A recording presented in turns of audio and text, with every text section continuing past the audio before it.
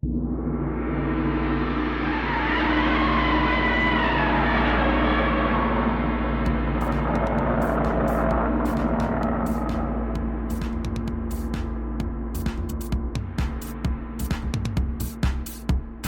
and welcome to Camp Kaiju Monster Movie Reviews. We're your hosts, Vincent, Hannam, and Matt Levine. And we're talking about all our favorite monster movies, the good, the bad, and the downright campy, and asking if they stand the test of time. Traditional kaiju creature features, space invaders, the supernatural, and everything in between. All strange beasts welcome here. Camp Kaiju is sponsored by Zach Linder and the Zach Pack, powered by Coldwell Banker Realty. Your source for real estate, home rehab, fixing and flipping for investor clients and residential buyers. Reach out to the Zach Pack today for real estate services. Follow the Zach Pack on social media and contact the Zach Pack for investment opportunities. Links in the bio. The only reasoning that I was able to find online is that he didn't think that he would work well with the Peanuts, which is the pop duo that plays the two fairies, the Shobijin, which I find kind of surprising. I agree. Sorry, Vincent, you were gonna say? No, I was just gonna say it's like a weird dissonance for me to not have Ifukube as part of this film. You have Honda, Tsuburaya, Tanaka, and it's like, wait, one of the Beatles is missing. Who's this other guy? Where's George? Yeah, I want George. and also, I mean, if that was his reasoning. Spoiler alert, he does the music for Mothra versus Godzilla and Ghidorah the Three-Headed Monster, and in both of those he did write songs for them to sing, and they're wonderful. So yeah, who knows? Yeah, but that's no disrespect to Kazumi. No, wait, who was it? Koseki. Yuji Koseki. Yeah. Yes, Koseki. Yeah. So I really did like the music in this film. Yeah. Honestly, I actually will say, because I'm a big Ifukube fan, but also I don't know that I could imagine his style working as well than as what we've got. I mean, I think the music for this movie is perfect for the tone and everything. Yeah, Matt, do you know this movie or been Late Chrysanthemums by Mikio Narusa? Unfortunately, I do not, but I do not either. I do. It's very good. Narusa is great. He made a lot of melodramas. He was kind of seen as like I've never really liked this term, but like a maker of women's films, which are kind of about family and just kind of, more low-key dramas, I guess. But he's great. Very poetic, really beautiful movies. Late Chrysanthemums is very, very good. See, like actually kaiju films are just my foot in the door to like the greater Japanese cinematic tradition, especially at this time. I still haven't seen nearly as many Kurosawa films as I'd like to. There's one of them. They're incredible. I mean, that's all I'm going to say. I will say that a few years ago I read the Ishiro Honda book, the biography that came out, and there were so many, because especially in the 50s and early 60s, he wasn't exclusively making science fiction movies. He made a lot of these movies with a lot of different variety, and they all sound really interesting. And most of them, as far as I know, are not available this side of the ocean, which is really unfortunate. That biography, my birthday's in a few weeks, and that's like my number one wish list item. I'm telling people, like, I want Honda's biography, just to learn that kind of stuff. It's pretty good. That's good to know. Also good to know what you want for your birthday, Vincent. No, don't get it to me. I've told too many people. That's a hint to all of you listeners out there. If you want to buy Vincent a present, I'm going to be flooded with Honda's biography. 24 copies of the Shiro Honda biography. That'd be a nice surprise. Sorry, who else in this movie? Kyoko Kagawa as Michi Hanamura. She's worked with some of the greatest Japanese filmmakers on some all-time classics. Again, Matt, do you want to speak to some of these films? Sure. These are all really great. Yasujiro Ozu's Tokyo Story, which one of the best movies ever. There was the recent BFI Sight and Sound poll where they kind of poll a bunch of directors and film critics throughout the world, and Tokyo Story, I think, was number 3. It was in the top 5 for sure. So commonly seen as one of the best movies ever. Ozu was great. She was also in Kenji Mizoguchi's Sancho the Bailiff, a really fantastic movie. Mizoguchi has just like some of the most gorgeous tracking shots he will ever see in a film. He's fantastic. She was also in Akira Kurosawa's The Bad Sleep Well. High and Low, I think she was in, another Kurosawa movie. So yeah, a lot of great stuff. And I kind of just wanted to add, I kind of and Vincent, you were talking about like your experience with Japanese cinema, and it was kind of like the reverse for me, where like I started off with Kurosawa and Mizoguchi and Ozu and some of that stuff, and kind of belatedly came to kaiju movies maybe just like 2 years ago, mostly as a result of this podcast. And I'm not surprised by how like fun and entertaining they are, but I am. At first, I was surprised by just like how much there is to these movies and how groundbreaking they were in a lot of ways, which I probably unfairly didn't assume that was the case, Sure. I think that's understandable. Yeah. I think one thing that is really great about these movies is I guess I follow more of Vincent's track, where I watch Godzilla movies first, then Kurosawa. And I'll be honest, there's not a lot that I've watched beyond Kurosawa, but even within those movies, it was always kind of fun to see some of these same actors showing up in those movies. Like I felt like it elevated, like in my brain, even these monster movies, because these are some just absolutely incredible actors that are running for their lives from giant monsters, and it's pretty great. Yeah.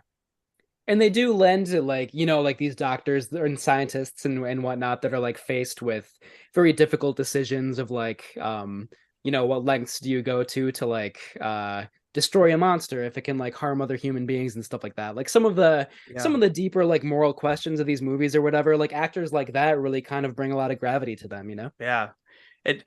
Which I have to say, whoever's going to read the next one, there's no greater segue than the next person on this list. You guys want to go for it then? I'm showing my ignorance. Sure. Takashi Shimura as Sadakazu Amano. He's another legendary actor who worked with Kurosawa on Drunken Angel, Rashomon, Seven Samurai, my personal favorite, Ikiru, and also appeared as in the original Godzilla as Dr. Yamane. Definitely, yeah. Shimura's fantastic. One of the one of the best Japanese actors ever, or just actors ever, I would say. Yeah, just wonderful. I love this actor, Frankie Sakai. Yeah. First of all, what a great name. He plays Fukuda, and he was a well-known comedian at the time in Japan. Although he was known for a wide range of roles in dramas and musicals, and clearly kaiju films. I think he's a scene chewer in the best ways, just to hamming it up. Hiroshi Kazumi as Dr. Shinichi Chujo. He starred in many kaiju films, including Godzilla Raids Again a few years prior. On a similar note, the film Mothra also has Akihiko Hirata as the Doctor, who is well known to Godzilla fans. He appeared in the original Godzilla as Dr. Serizawa, one of the most interesting and central characters in that film, so certainly Godzilla fans will recognize him in Mothra as well. We have another kaiju connection with Bin Furuya. I'm Bin Furuya. Sorry, I'm not sure if I pronounced that correctly, but he has a relatively small role in Mothra as an infant island doctor, but he also played Ultraman in the 1966 series, so his body, I guess, is like synonymous with the character of Ultraman, even though he was uncredited in the original series. So it's a cool little connection. I've seen that torso before. Yeah. A very sleek torso indeed. Kenji Sahara, who, as far as I know, had the record for appearing in the most Godzilla movies, like all the way into the 90s, has a very, very brief role in this as the helicopter pilot. And there's an American named Robert Dunham who is in the New Kirk City sequence. He's the one, I don't know what his actual title is, but he's like got that all black suit and the gloves. And he's like, I think like handing off the Shobijin at one point. I don't know. Have Vincent? I'm sure you've seen this. Have you ever seen Godzilla versus Megalon? Oh yeah. Yeah. So Robert Dunham is in Godzilla versus Megalon. He is the toga chest-haired guy who summons Megalon to come rescue his people. The Seatopian. Amazing swarthiness. Yeah, that guy in that movie, like, yeah, he's a beast of a man. Yep. So shout out to Robert. I love that connection because that's like the movie. That's the VHS I grew up on, wore out, and watched over and over and over. That's great. That's your King Kong Lives. Yes. I'm trying to think of what my King Kong Lives would be, like the earliest monster movie that I was totally obsessed with. Because I mean, it probably was Bride of Frankenstein, to be honest. Like that's the earliest movie that I remember just like loving as a kid and watching over and over again. So but Bride of Frankenstein is a good movie. Right. Yeah. It's a wonderful movie. Right. I mean, I kind of wish I had a good, campy, ridiculous, like foundational text, you know? Oh, is C Laurel Hardy murders? Is that real? I think so. I Googled Laurel and Hardy monster movies and that came up. Huh. I've never heard of it. No, me neither. It's a short from 1930. Oh, okay. But also the Three Stooges in orbit sounds very cool and terrible. I definitely want to see bad. That. Perhaps we will bring that to the podcast someday. Yeah. I assume there are monsters in it. I hope so. Some Martians. Yeah, for sure. I mean, there is a trope in several of these movies where random volcanoes just seem to appear out of nowhere or octopus. Yeah. You never know. One of the two. Ben, did you listen to our Frankenstein Conquers the World episode? Yes, I did. Yeah. Yeah. You know. Oh yeah. I'm still dying to see that ending as well. Have you watched it yet, Vincent? No, not yet. Man, it sounds awesome. Yeah. Yeah. That'd be like a fun bingo game. Like anytime an octopus appears, anytime a volcano appears, anytime that's your next March Madness. Just movies with random octopi. Wow, my mind is racing already. King Kong's got some. Yeah. Well, not all of them, but like Skull Island has an octopus. And, that's right. Yeah, which I think is a callback to Godzilla versus King Kong. Oh, with that other with which was a live octopus in that, but that's a whole other thing. Yeah, we won't get too far. Yeah. Sorry. Okay. I'll be quiet. No, I love it. This is, we're all about the tangents here. That's the Camp Kaiju way. This is a blast. What's that? Sorry. This is a blast. Yeah. I mean, honestly, like I just have to say, like I've been a Godzilla fan since I was 8, but I've never had a lot of people I could like share and discuss this with. So I'm just having the time of my life. So bring on the tangents, man. This is great. It's so true, dude. I literally started this podcast because Godzilla versus Kong was coming out. Oh, I went down a huge rabbit hole, reconnecting with my youth. And I was like, I don't have anyone to talk to this about. Yeah. It's funny. I know that this is not going to be in the podcast, but I did something similar when the pandemic started. I kind of as like I need to feel comforted. So for the first time since I was a kid, I watched all of the Godzilla movies in like chronological order, front to back. What? Yeah. Just gets in you. Yeah. I mean, I just want to say, as somebody who like didn't grow up loving kaiju movies, like I'm honored to be invited to be a part of the conversation. And now I see like what the appeal is, like I want to be in this world now too. It's great. That's really cool. You're in it now, Matt. Yeah. I was gonna say, I'm pretty sure you're here. And no going back. I love it.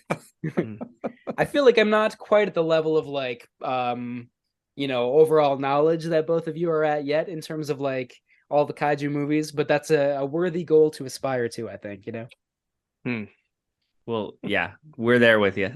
Yeah. That does bring up one other thing, though, that again, I don't think I've ever thought about.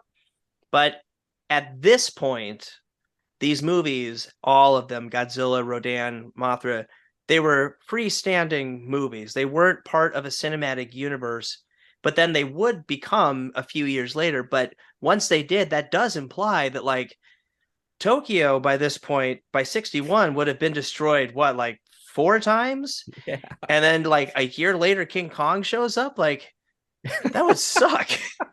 and yet they also keep rebuilding it so it looks exactly like it did before. Yep.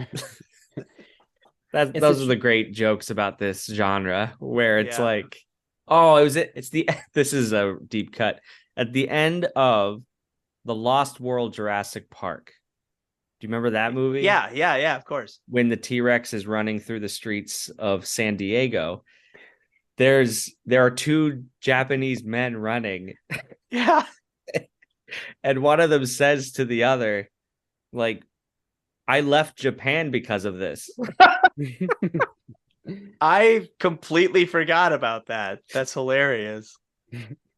So maybe Spielberg's The Lost World is also in the same universe as the Toho movies. I think there is a movie. I don't remember which one, but there is a movie in this vast universe where one person does say, "Why is it always Tokyo?" Yes, that does sound familiar. I just don't remember which one. Yeah.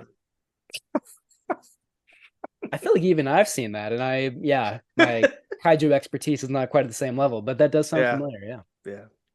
I will say that there's one scene in particular that ended up getting reused dozens and dozens of times in Godzilla movies in the late 60s and early 70s, where, because you can always tell, there's one sequence of cars flying down a street, because you see the RK motors from Newkirk Motors, and like every time that shows up in stock footage in like a 60s and 70s Godzilla movie, it always, that's the one thing I'm like, I'm going to see the Newkirk Motors sequence, and there it is every single time. It's a good shot. But yeah. Toho built their own model of Tokyo Tower. They kind of like made their own blueprints for it by just like photographing the real Tokyo Tower because they couldn't get the real blueprints. And then like really closely guarded their like, self-created blueprints and like the actual model that they made, because they were just so closely protective of like the special effects and model work that they did. I think that story is really interesting. It kind of conveys the care and like the precision that they had, and it looks really, really good. I mean, we already talked about the cocoon a little bit before, and I think part of the reason that looks so good is because of the model work for Tokyo Tower. So I did want to bring that up. I kept thinking, like knowing the ending aside, I kept thinking, okay, so Mothra like destroys the buildings and somehow doesn't destroy the Shobijin inside. Like how does Mothra actually save them if they can't get out of the cage and then the building? Well, that's a good question. Thankfully, we never really had to. I mean, I don't know. No. But if they do have such a like metaphysical connection, there's probably some way. Maybe they're invulnerable to Mothra's attacks or something. Yeah. Or they're just communicating. Maybe they're the ones like guiding the whole thing. They're like, okay, go here, take a left here, and stop. We will meet you outside. Yeah. Beat your wings at a 72-degree angle. Yeah. Yeah, and I think maybe I'm giving the movie a little bit too much credit here, but I think like the fact that Nelson does take these Shobijin, which are sort of like, magical beings, fairies or whatever, and turns them into this like tawdry nightclub act, like to me it does seem like a critique of like shallow American media and just how sort of like, empty it is. Well, I mean, sorry. To go back to the protest, I'm pretty sure, because there was a Japanese pop song that made it to the United States. It was a protest song about this treaty, when it came to the United States, it became something of a hit, but they called it sukiyaki, which is just that's a dish. That's a Japanese food dish. It would be like if Blowing in the Wind had gotten over to Japan and they called it beef stew. So it's like this kind of same thing. It's like, we're not taking this seriously at all, you know, and anything from your culture. This is called sukiyaki. Wow. That's a good connection. Yeah, it's a little sad. Yeah. Humorously sad, yeah. I feel like that's similar with releasing this on a double bill with a Three Stooges movie. Just like this artistic masterpiece of Honda's is like, well, it's equivalent. Might as well put it with the Three Stooges. It's like, but no. No respect. But maybe Three Stooges in Orbit is a masterpiece. We have not found out yet. That is true. You're right. It may be someone's masterpiece out there. So Larry, Curly, and Moe's masterpiece. Yeah. I just, like, we don't see colors like these in movies anymore. And a lot of that is because many of them are shot digitally now, but it's also just different like color processes and stuff like that. So when you see a movie this bright and beautiful and colorful, I think you have to savor it, Yeah. I think they had a whole like, there was something called Toho scope. I don't know how it differs from anything else, but this might have been one of the first movies where they used Toho scope, like the whole like color palette and stuff. It's even, I think, brighter than Rodin. And as is, I think, a bright film itself. Mm-hmm. But Mothra takes it to another level. Yeah. I would say Ghidorah takes it to yet another level. Like, that's just, I'm astonished by how beautiful Ghidorah is, even though it's like a very silly, like ridiculous movie. But yeah, Mothra too, for sure. Yeah.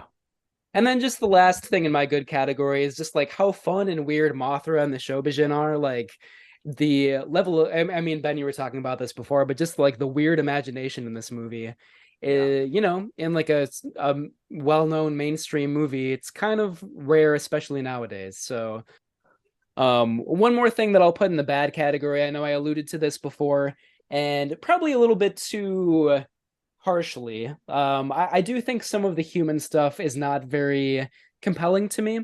Vincent, what you said about the reporters actually is it, it's kind of an insight that I hadn't really thought of, and that retroactively makes me like the reporter character a little bit more. But when I watched it, I was like, this is pretty repetitive, and I don't really like, I didn't think a lot of the comic relief did work for me all that well, although I did like the fight scene and like some of the other things that we talked about before. So, it's often the thing for me where like the kaiju stuff is great and the human characters maybe not so much. And I did kind of feel that in this movie as well. There is a very strange recurring bit where the reporter just shows up in places he's not supposed to. And every time, like, people in authority are like, well, you're here now, so you might as well stay, which is like, I don't think that would actually happen. Certainly not like 3 or 4 times in the story. Yeah. But he's the bulldog. Yeah. That's how he got his name. By the way, I want to give a shout out to the English dub of this movie. I'm personally not one of those purists where I think that you always have to watch the original Japanese cut. I think especially, I know we're going to be talking about Mothra versus Godzilla, but especially in that instance, I actually prefer the dub. And I think that the English version of this movie, well, the one that made it to American cinema anyway, is pretty good. And it's they kind of tighten up the pacing, but in that translation, for some reason, instead of a bulldog, he's called a snapping turtle. Oh yeah, yep.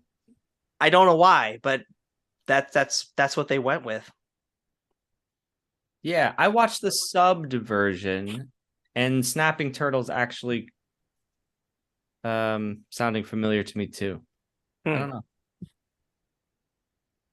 Oh wait, maybe it's the other way around. Maybe it's bulldog. I don't know. In what?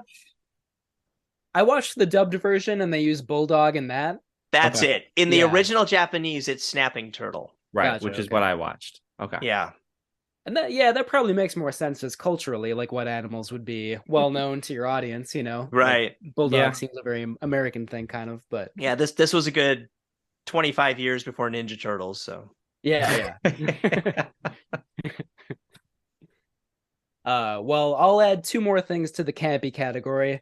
One of them is the character that I already brought up of like the pudgy little kid who wears the baseball hat, who like is always getting into trouble, and he like I think he might actually be the one who like takes the cover off of the Shobijin's cage in that scene, because he goes into to rescue them. I'm pretty sure. See, kids, knock before you enter a room. Right. Yes. Right. That's the moral of the story. Yeah. Yep. Also, that kid it. just like he totally fails in his rescue attempt. Like he's immediately like knocked down by like Nelson's henchmen. So yeah, just an annoying little brat. Yeah. Yeah, that they should have like learned from this movie, because it's a very like as far as like kids go in Japanese monster movies. I mean, he's an annoying brat, but he's fairly innocuous. Like they should have like learned from this. Like kids in these movies, maybe not a good idea unless they're Gamera or something like that. Yeah. Like because they took it so much further than they ever needed to. Yeah. Years down the line. Yeah, it's weird. For some reason, I do like the kids in Gamera, because like that feels like kind of the point of the movie, like the connection between kids and Gamera. But yeah, here, I don't think that character works quite as well. No, and again, spoiler alert for future Godzilla movies, it just gets worse. Well, Son of Godzilla maybe is a little bit different, but like that movie was almost unbearable to me. So yeah. Matt, have you? I forgive me. Have either of you watched? Done an episode on Godzilla's Revenge yet? Not yet. Okay, that's I can't wait to listen to that one. Matt, that is not only the son of Godzilla, but also an annoying brat of a child. Whoa. They like team up. They do literally team up. It's and both learn the same life lesson. It's oh my god. I can't wait to watch that movie, and I think I will hate it so much. Both things are true at the same time. Yeah. Wow. I'll throw that in there. We haven't talked about this because I don't know if it's campy. It was definitely a moment where, like, having seen enough of these, I was like, I don't know. But we didn't really talk about the dam sequence at all. And just again, I don't know if it's campy. It's certainly tropey that the baby ends up getting stuck on the dam, and seconds before Mothra comes through, Bulldog Snapping Turtle runs and grabs him and gets off the whole thing. I mean, like it's I wouldn't say it was campy, but it's definitely something that I've seen a lot. And like the minute that you saw the parent with the rickshaw and you saw the baby, like there was a zoomed in on the baby, it's like, oh, this baby is going to fall off that thing and get stuck, and they're going to have to rescue it. Like it's going to happen. Right. Totally a trope, but very, very just well shot to get that tension and that suspense. Fair enough. It was like a good action set piece. Yeah. It's like a credit to how well that scene is constructed, that it's still pretty suspenseful, even though, like you said, Ben, you know exactly what's going to happen every step of the way. Right. Very well done.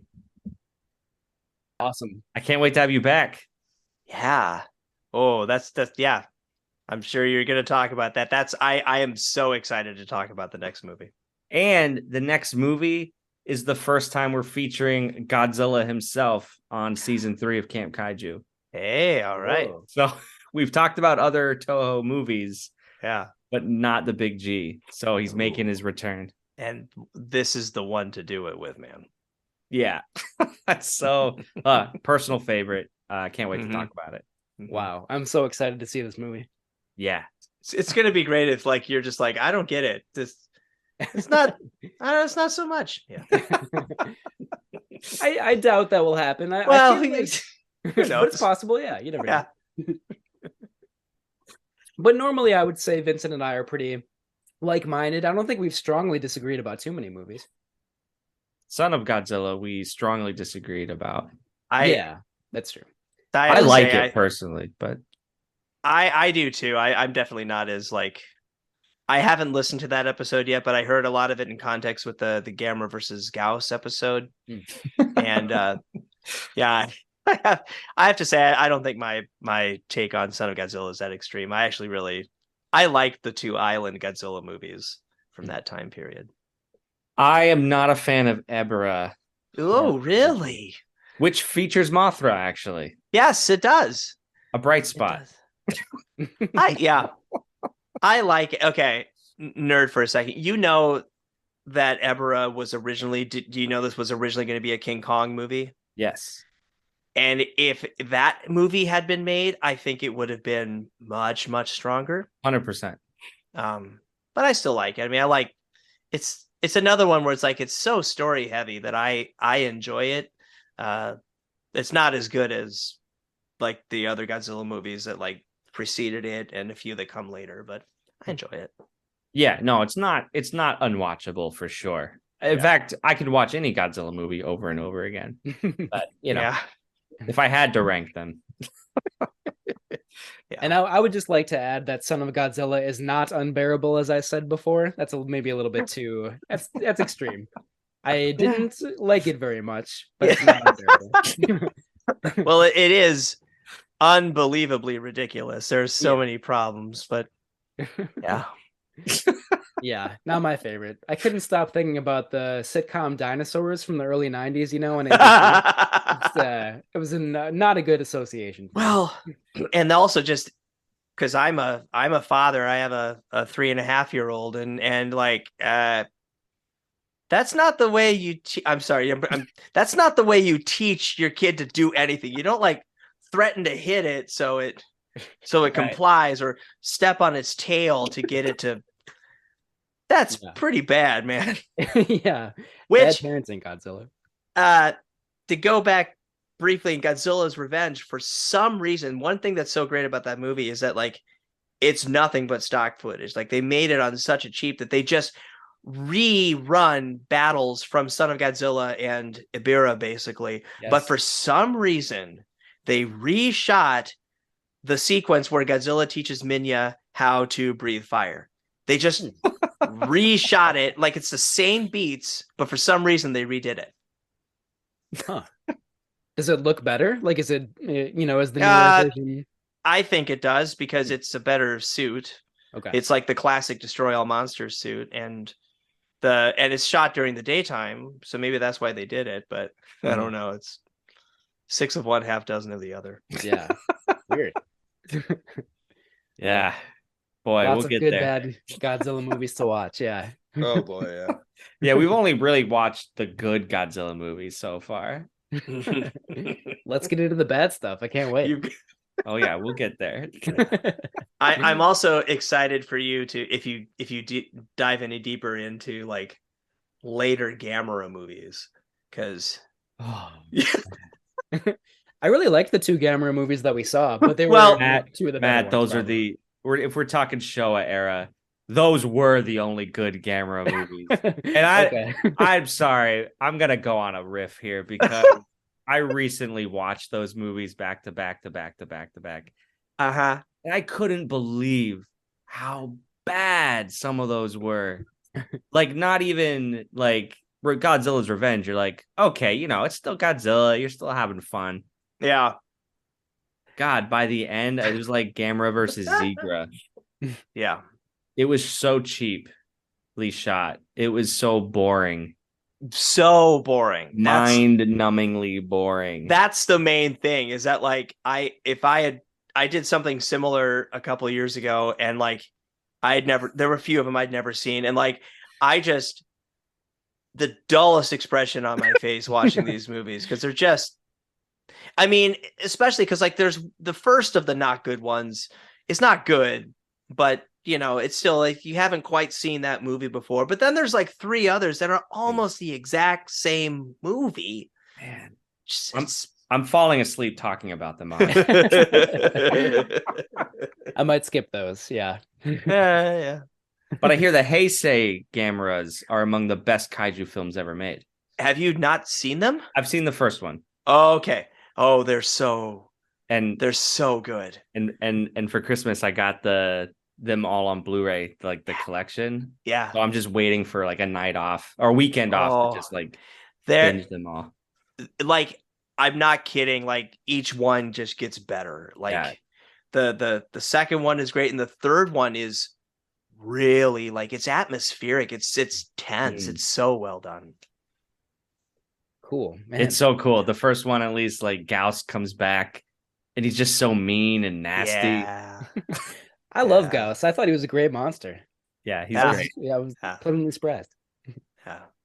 Well, there's one, to go back to the dumb Gamera movies. Gauss shows up in one other one. I don't remember the name of it. What's that? Space Gauss. Yeah, Space Gauss. I don't remember the name of the character, but it's literally just a giant knife. That's all. It's like a knife with legs that walks around. And spoiler alert, things don't end well for Space Gauss. Really gruesomely do not end well for Space Gauss. Wow. Space Gauss gets chopped up by this knife monster. And at the end, Space Gauss's head just flies through the air. Wow. Well, even in Gamera versus Gauss, there's like the spewing blood out of the tower and like some other stuff. I think that's like in that movie. Like, some good gore and blood in there, you know? Yeah. I was always taken with the Gamera movies how it's like, it's not animated fire. He's really spewing like that. That must have been dangerous as hell, man. Yeah. And you can see the nozzle in the that just it's a flamethrower. That's at someone's face level. Like, yeah. Yeah, not a good idea. No. Oh, too many things. We'll get to them. Yeah, I have to say this was just an absolute blast to get to do this, and I'm excited for the next one. Yeah, me too. This was great. I love, Ben, what you brought to it. You know a lot. You know your monsters. I know my Toho. I'll put it that way. There's a lot of other things that I'm actually not very well versed on, but I know these movies pretty well. That's awesome. Yeah, it's just so much fun talking about them. Yeah. And your knowledge is very apparent. It was great. Like, so many good additions tonight. So yeah, thank you. Yeah, this was a lot of fun. I was kind of geeking out to my coworkers and other people. I was like, I get to talk about monsters for a couple of hours. Like, I never get to do that. Like, I've done podcasts where it's like music related, and that's cool, but like, this is a whole other level. This is just great.